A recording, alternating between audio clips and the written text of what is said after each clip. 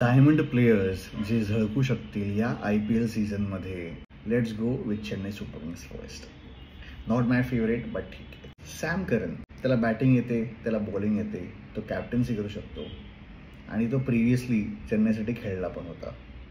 गेल्या वर्षी त्याने 16 विकेट घेतल्या होत्या पंजाब किंग्ससाठी आणि 250च्या पेक्षा जास्त रन्स पण केले होते.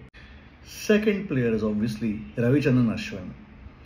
After gaining all the experience that he has, Chennai Super Kings साठी Ravichandran Ashwin can be a very important player, but it depends on if he plays or not.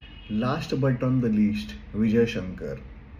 असा एक माणूस जो परफेक्टली त्याच्या कॅटेगरीवर बसतो, जो बेसिकली 30 वर्षाहून जास्त मोठा झाला आहे, जो मॅच्युरिटीने अजून खेळू शकतो, but he hasn't performed to his potential. But ह्या under Ruturaj's captaincy / Dhoni's captaincy काही होऊ शकतं. तसं गेल्या वर्षी त्यांनी 300हून जास्त रन्स केले होते ISGTसाठी, but he has the potential. तर भाई, हे तर होतं माझं टाइमपास, माझी बकचोदी, माझं एक्सपर्टीज. पण तुम्ही मला सांगू शकता, तुम्हाला कोण वाटतं की कोण असेल डायमंड प्लेयर चेन्नई सुपर किंग्समधून?